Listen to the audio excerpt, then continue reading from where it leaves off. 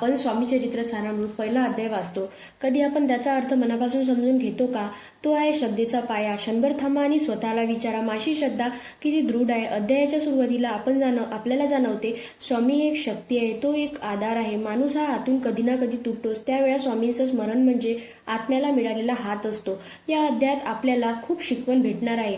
श्रद्धा, सबुरी. आपण घाई करतो, आपल्याला कोणत्याही गोष्टीचं लवकर उत्तर हवं असतं, पण स्वामी शिकवतात योग्य वेळ येईपर्यंत शांत राहा, विश्वास ठेवा, संकट कायमची नसतात. पहिला अध्याय आपल्याला सांगतो स्वामींचं नामस्मरण मनाला धैर्य देणारं. जेव्हा तुम्ही गोंधळलेले असता, क्षणभर डोळे मिटा, मनात स्वामींचं नाव घ्या आणि बघा आतली धडकन शांत होत जाते. हा अध्याय आपल्याला एकच गोष्ट सांगतो, जग साथ सोडेल पण स्वामी कधीच साथ सोडणार नाही. हा अध्याय वाचायचा नाही आहे, तर तो मनात उतरवायचा आहे. तर विश्वास ठेवा, पहिला अध्याय तुमचा आयुष्य बदलवायला सुरुवात करेल. हा अध्याय तुम्हाला मनापासून समजला ना, तर तुमच्या चिंता आजच संपतील. तुम्ही एकच प्रार्थना, स्वामींचे आमच्यावर कृपा ठेवा, आम्हाला योग्य तो मार्ग दाखवा, बाकी सगळं स्वामी सांभाळून घेईल. चला तर मग पहिल्या अध्यायाला सुरुवात करू. आपले 33 कोटी देव आहे. पहिल्यांदा आपण गणपतीला नमस्कार करू, कारण गणपतीच्या आगमनाशिवाय कोणतीच आपल्याला सेवा संपन्न होत नाही. सरस्वतीला नमस्कार करूया, आम्हाला विद्या प्राप्त व्हावी असा नमस्कार करून नंतर गुरूंना नमस्कार करू.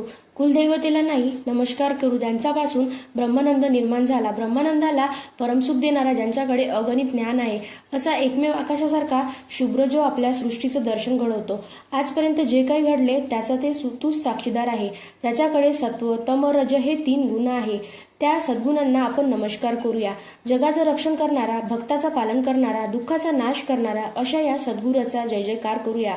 सागरासारखा विशाल असणारा, माया चक्रामध्ये अडकलेल्यांचा नाश करूया. गरुड ज्यांचे वाहन आहे, डोळे ज्यांचे कमळासारखे आहे, मेघासारखा आकार आहे, डोळ्यामध्ये मुकुट घातलेला आहे, ज्याच्या प्रकाशाचे कधीच वर्णन करू शकत नाही, असा सूर्यदेव ज्यांचे डोळे विशाल आहे, सरळ नाक आहे, मुखावर सुंदर हास्य आहे, लालकुंद काळ्यासारखे पांढरे शुभ्र आहे, ज्याच्या हृदयावर रत्नमाला आहे, वस्त्र छंदाचे भूषण भक्तीचे प्रेमळ फुल हातामध्ये मनगटापासून कोपऱ्यापर्यंत कंगन घातले आहे, असे हे सुंदर हात सदैव भक्तांना आशीर्वाद देण्यासाठी तयार असतात. त्यांच्या हातामध्ये गदा पद्म आहे, जान्हवी असे पितांबर घातले आहे, त्याच्या चेहऱ्यावर उद्योगासारखे तेज आहे. अशी सुंदर मूर्ती रात्रंदिवस ध्यान करताना, 14 विद्या 64 कलेचे वर्णन करताना नारद आणि मुनींची व्यास वाल्मिक ही कधी थकले नाही. जो सगळ्या विश्वांचा जनक आहे, जो सगळ्यांचा कारण करता आहे, त्या महाविष्णूंना ग्रंथाच्या सुरुवातीला नमस्कार करूया. जो सगळ्यांचा विद्यासागर आहे, 64 कलाचा माहेर आहे, रिद्धसिद्धीचा दाता आहे, ज्यांचे मान करी स्मरण करतात त्याचे मुळे विष्णू दूर होऊन दिव्य ज्ञान प्राप्त होते. कवी ग्रंथ रचना करताना, त्यांचे नामस्मरण करताना अशा या गणेशाला या मंगलसमयी हे श्री स्वामी चरित्र सारामृत निर्विघ्नपणे पूर्ण व्हावे म्हणून आपण नमस्कार करूया. जिचा वर प्रसाद मिळताच त्या ब्रह्मसूत्राला पहिल्यांदा नमस्कार करूया. मी अज्ञानी आहे, काव्यदिव्याचे ज्ञान नाही आहे मला. हे माते, तू प्रसन्न होऊन ग्रंथरचना करावी. जो अविद्येचा छंद करणारा आहे, सद्भुक्तीचा प्रकाशक आहे, विद्या देणारे गुरु ज्यांच्यामुळे दिव्य ज्ञान प्राप्त होते, त्याच्यामुळे जगात मानवपण येते, हे असे माता पिता गुरु यांच्या चरणी माझा साष्टांग नमस्कार आहे. 9 महिने पोटात वाढवले, प्रसूती वेळी वेदना सहन कराव्या लागल्या, कौतुक करून आजपर्यंत रक्षण केले, अशा आईसारखं दैवत या जगात कोणीच नाही आहे, जिच्या चरणी साष्टांग नमस्कार. ब्रह्मा विष्णू महेश या तिन्ही देव म्हणजे दत्त महाराज, 3 मुखे, 6 हात, गळ्यामध्ये फुलांचा हार, कानामध्ये कुंडले, कामधेनू, जवळ जे कोणालाही एका जागेवर कधीच दिसत नाही. त्या काळात महाराजांनी अक्कलकोटला प्रवेश केला. त्यावेळेला भारतावर ब्रिटिशांनी सत्ता होती. स्वतःचा समाज सुधारक म्हणणारे लोक धर्मविरुद्ध आचरण करत होते, सामान्य लोकांना वाईट मार्गाला लावत होते. लोकांना वेगवेगळे चमत्कार दाखवून जे लोक भक्तिभावाची मनोरथ पूर्ण केले, अशा या स्वामींना साष्टांग नमस्कार. स्वामी कोणत्या जातीचे आहे, कोणाचा धर्मातील आहे, हे कोणालाच त्यावेळी माहीत नाही. स्वामी चरित्र अगाध आहे.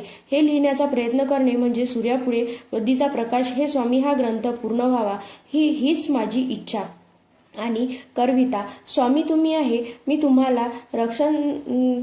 तुम्हाला शरण आले आहे, मी तुमची स्तुती करत आहे, तुम्ही प्रसन्न होऊन मला आशीर्वाद द्या.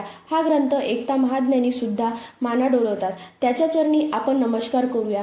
मी लिहिलेला आहे ग्रंथ अमृतासारखा आहे, एवढी ही विनंती हात जोडून तुमच्या चरणी करतो. स्वामींनी अनेक लीला केल्या, ते लोकांमध्ये प्रसिद्ध झाले. या सगळ्यांचे वर्णन केले न तर हा ग्रंथ समुद्रासारखा पसरेल. समुद्रासारखा पसरेल, सागरासारखा, अमृतासारखा काही अनमोल मोतीही घेत आहे.